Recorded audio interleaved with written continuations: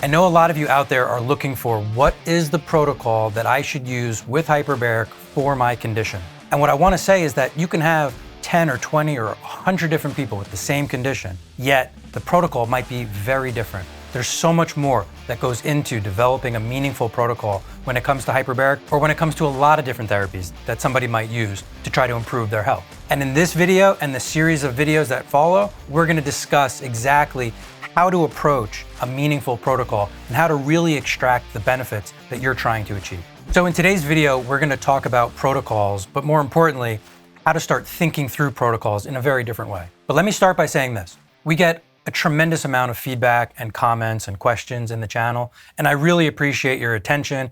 I appreciate the fact that you watch and you share these videos, and of course I appreciate the questions and comments. One of the comments that I get often, or one of the questions that I get often is, hi, what's the protocol for X or Y condition?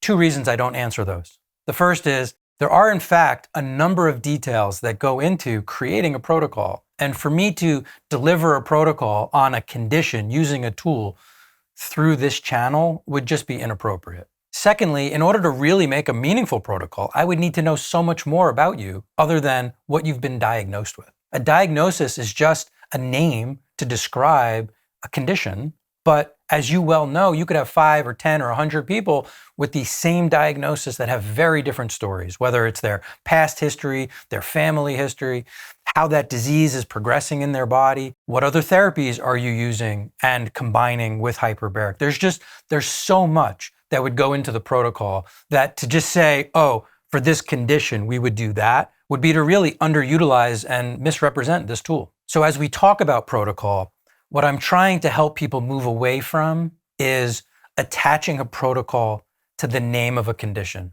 We really need to be more thoughtful and understand what this person is going through, what issues they're having as a result of whatever health concern they have, and ultimately, what are they trying to achieve and which benefits of hyperbaric are we trying to create? Once we understand that and then mix that with a really good history, a physical, and then understanding the other treatments, whether they're other traditional treatments or non-traditional treatments that they're using, now we can start to put together a protocol that's meaningful. And when I say we're trying to create something to pull out the desired effects, what I'm really talking about are the mechanisms of action. As most of you know, we teach courses all over the world, and we certify practitioners and technicians in hyperbaric oxygen, and specifically in the use of hyperbaric oxygen for off-label purposes. We spend a full day on mechanisms of action. That's how important I think this is, because we need to move away from the protocol for the treatment and start thinking about the desired effects and the desired outcomes. Because we understand that mechanisms of action are literally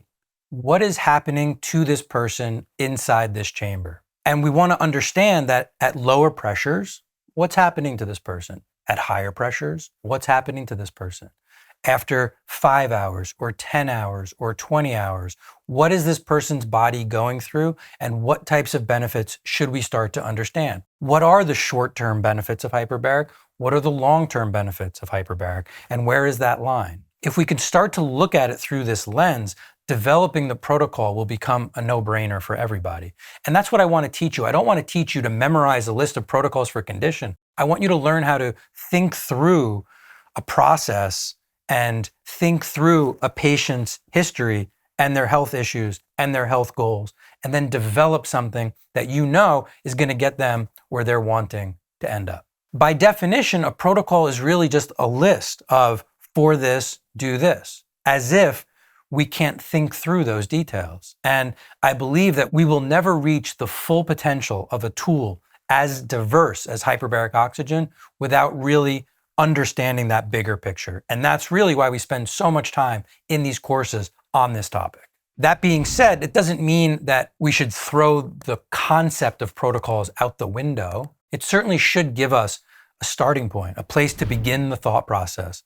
And then we need to understand, well, because this person has this, we tweak this a little. Oh, but they don't have that, so we can do this a little bit more or a little bit less. And so it gives us a great foundation, a place to begin. And now we have to use our dials, pressure dials, percentages of oxygen dials, and then frequency and duration dials to really get through a process of understanding how to individualize this process for this person. So again, as I'm teaching these 40-hour courses and we're literally spending almost a full day on mechanisms, there are 12 mechanisms of action, and we go into very great detail on all 12 of them.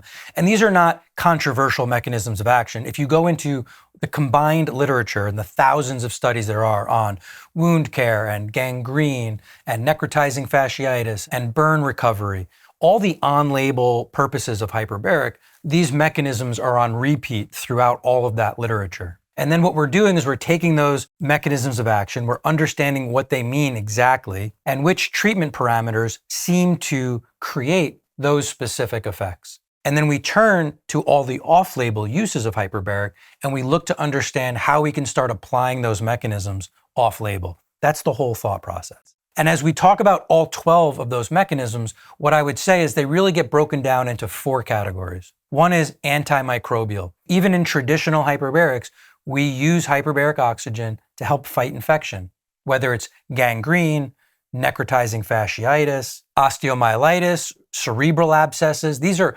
on-label indications associated with some type of infection process. So we know that hyperbaric, for a number of reasons, helps us with fighting infection. So there's an antimicrobial component to hyperbaric.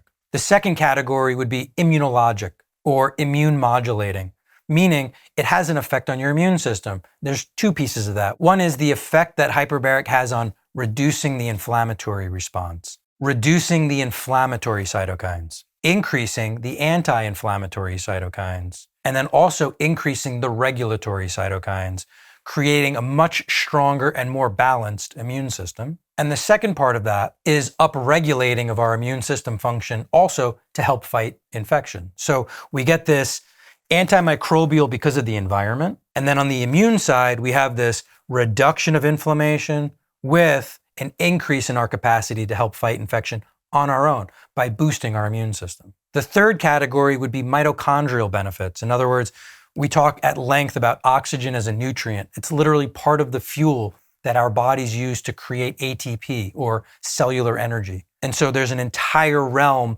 of mitochondrial related benefits of using hyperbaric oxygen to drive the fuel, to drive an increase in ATP production. And we can use that for improved healing and improved recovery, or we can even use that as improved performance. And then the last category would be regenerative in nature, literally rebuilding, remodeling, and regenerating new cells and new tissues, whether that's collagen formation and fibroblast synthesis or neuroplasticity. There's this healing, recovery, and regeneration factor associated with hyperbaric through stem cell mobilization, through telomere elongation, and many others. Over the next few videos, what we're going to do is take each one of those mechanisms and talk a little bit more in depth about what we know about the mechanism, what that mechanism is, how it works, what the benefits of those mechanisms are, what the literature tells us about these mechanisms and where they show up in the research, and then talk about meaningful ways to understand what a protocol or what the protocol parameters might look like when we're trying to create that type of benefit using the chamber. So I'm really looking forward to this series of videos because I think at the end, after the next few weeks, you're going to really start to get a much bigger and broader understanding of how to apply hyperbaric meaningfully so that you'll be able to apply these concepts either for yourself or for your family or for patients and clients in your clinics. And please make sure you subscribe so you don't miss this series. This series is going to be critical for your ability to really apply these concepts in the most effective way possible.